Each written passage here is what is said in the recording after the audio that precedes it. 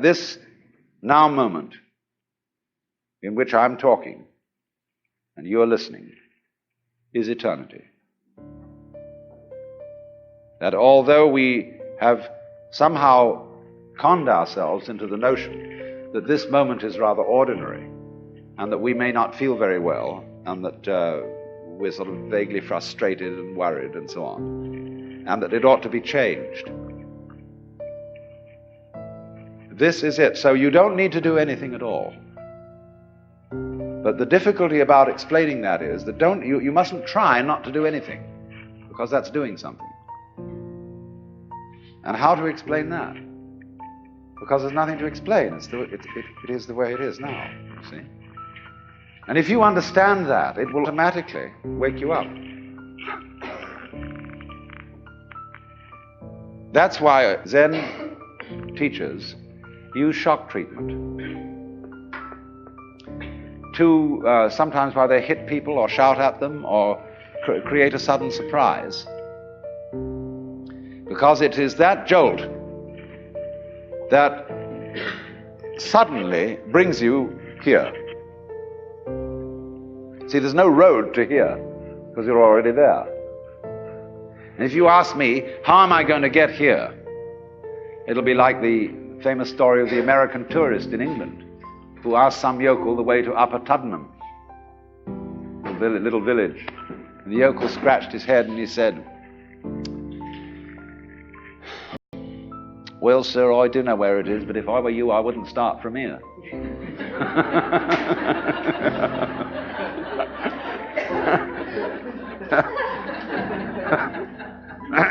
So you see, when you ask, how do I attain the knowledge of God? How do I attain nirvana, liberation?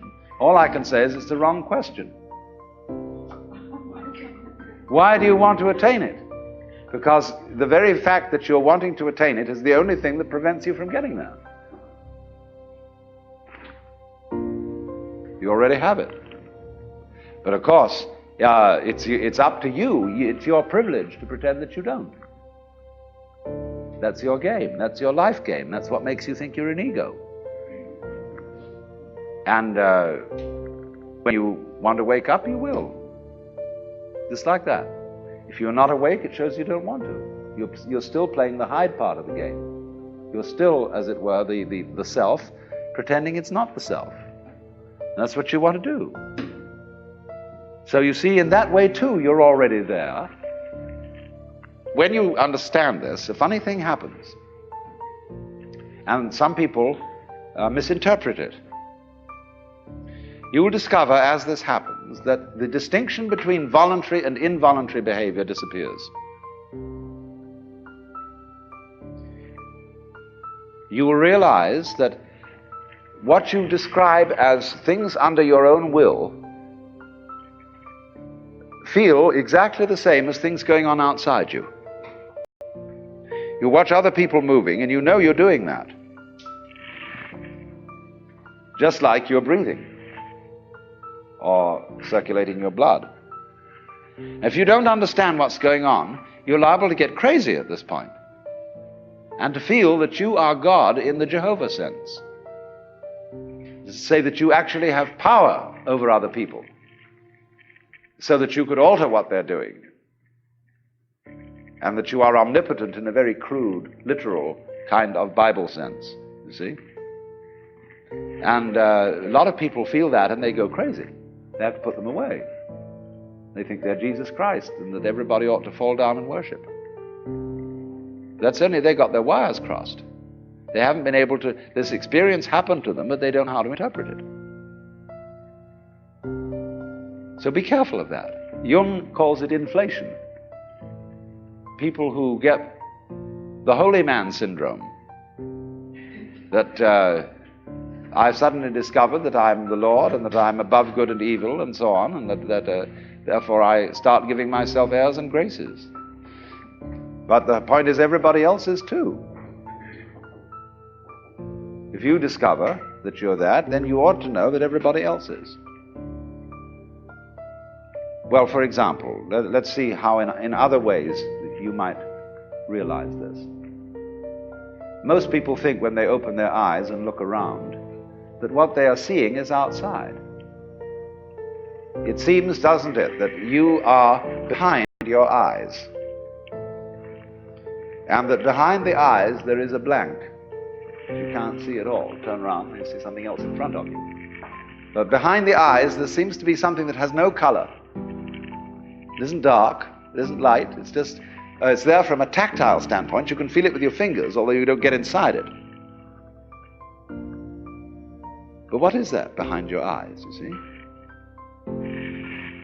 Well, actually, when you look out there and see all these people and things sitting around, that's how it feels inside your head. The color of this room is back here in the nervous system, where the optical nerves are at the back of the head. It's in there. It's what you're experiencing. What you see out here is a neurological experience. Now, if that hits you, and you feel sensuously that that's so, you may think that then therefore the external world is all inside my skull. But you've got to correct that with the thought that your skull is also in the external world. So you suddenly begin to feel, well, wow, what a kind of a situation is this? It's inside me, and I'm inside it, and it's inside me, and I'm inside it. But that's the way it is. This is what you could call transaction, rather than interaction, between the individual and the world. Just like, for example, in buying and selling, there cannot be an act of buying unless there's simultaneously an act of selling, and vice versa. So the relationship between the organism and the environment is transactional. The environment grows the organism, and in turn the organism creates the environment. The organism turns the sun into light, but it requires there to be an environment containing a sun for there to be an organism at all. And the answer to it is simply, they're all one process. And it isn't that organisms by chance came into this world. Put it rather that this world is the sort of environment which grows organisms. It was that way from the beginning.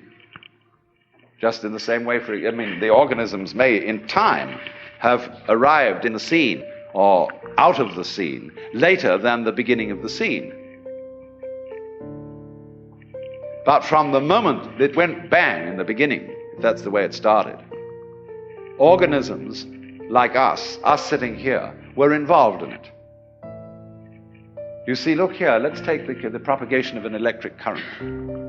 I can have an electric current running through a wire that goes all the way around the earth. And here we have our power source, and here we have a switch. All right. Here's the positive pole, here's the negative pole. Now, before that switch closes, the current doesn't exactly behave like water in a pipe. There isn't current here waiting to jump the gap as soon as the switch is closed. The current doesn't even start until the switch is closed from the positive pole. It never starts unless the point of arrival is there. Now, it'll take an interval for that current to get going, and circuit, if it's going all the way around the earth. It's a long run. But the finishing point has to be closed before it will even start from the beginning.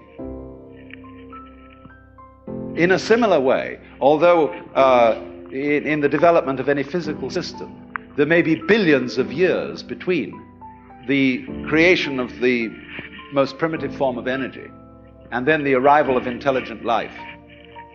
That billions of years is just the same thing as the trip of the current round the wire. It takes a little time. But it's already implied. It takes time for an acorn to turn into an oak. But the oak is already implied in the acorn. And so in any lump of rock floating about in space, there is implicit human intelligence. Sometime, somehow. somewhere. They all go together. So don't differentiate yourself and stand off against this and say, I am a living organism in a world made of a lot of dead junk, rocks and stuff.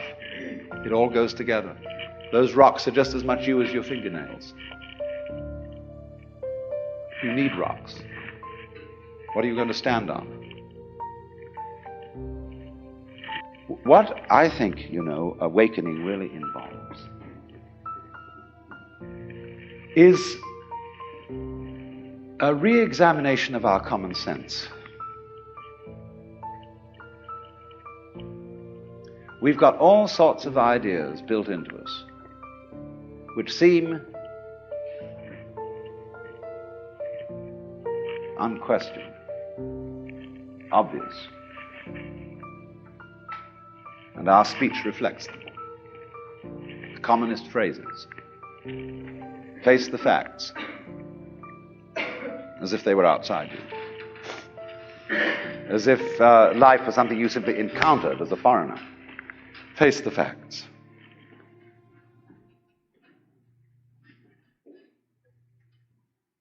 Our common sense has been rigged, you see, so that we feel strangers and aliens in this world, and this is terribly plausible,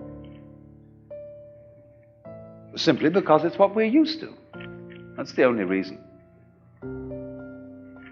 But when you really start questioning this, say, is that the way I have to assume life is? I know everybody does, but does that make it true? It doesn't necessarily. It ain't necessarily so. And so then as you question this basic assumption that underlies our culture, you find you get a new kind of common sense. It becomes absolutely obvious to you that you are continuous with the universe. For example, people used to believe that the people who lived in the Antipodes would fall off. And that was scary. But then when somebody sailed around the world, and we all got used to it, and now we travel around in jet planes and everything, we have no problem about feeling that the earth is globular. None whatever. We got used to it. So in the same way, Einstein's relativity theories, the curvature of the propagation of light, that began to bother people when Einstein started talking like that. But now we're all used to it. Well, in a few years...